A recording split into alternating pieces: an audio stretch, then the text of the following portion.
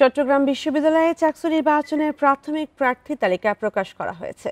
এরই মধ্যে নানা কারণে ১৯ জনের প্রার্থিতা স্থগিত করেছে নির্বাচন কমিশন। এদিকে তালিকা প্রকাশের পর থেকে প্রতিদ্বন্দ্বী প্রার্থীদের প্রচারে এসেছে বাড়তি গতি। বান্ডেল থাকলে প্রতি সেনমানিতে টাকা বাঁচবে। বিকাশ সেনমানি বান্ডেল কিনে জিতুন প্রতি লেনদেনে। চাকসু নির্বাচনের শেষ দিন পর্যন্ত মনোনয়নপত্র সংগ্রহ করেছেন বিভিন্ন সংগঠনের ১০৮৮ জন।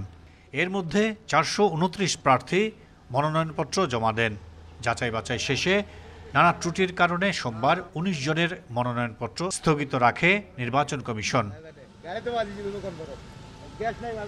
প্রার্থী তালিকা প্রকাশের পর বদলে যাচ্ছে নির্বাচনী পরিবেশ। ইতিমধ্যে আবাসন সংকট নিরসন, শাটল ট্রেনের সংখ্যা বৃদ্ধি সহ নানা প্রতিশ্রুতি দিয়ে সমর্থন আদায়ের চেষ্টা করছেন প্রার্থীরা।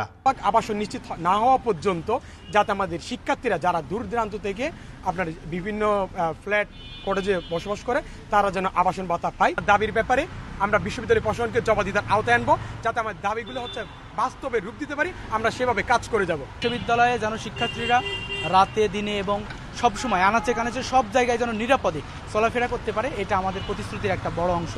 এরপরে আমাদের শতভাগ আবাসনের জন্য আমাদের দীর্ঘদিনের আন্দোলন চলছে, এটা আমাদের দ্বিতীয় দফায় ছিল। সার্বিক পরিবেশ সন্তোষজনক জানিয়েছেন সাধারণ শিক্ষার্থী ও প্রার্থীরা।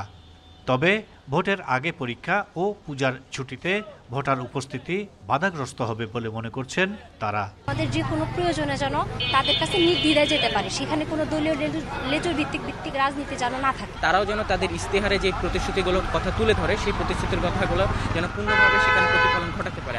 নির্বাচনকে সুষ্ঠু ও শান্তিপূর্ণ করতে সব ব্যবস্থা নেওয়ার কথা জানিয়েছেন নির্বাচন কমিশন।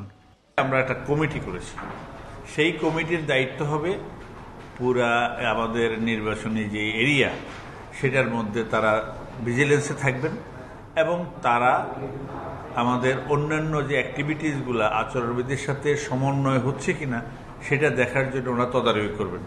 আগামী ১২ অক্টোবর অনুষ্ঠিত হবে চাকসু নির্বাচন, যেখানে ভোটার সংখ্যা ২৭,৫০০।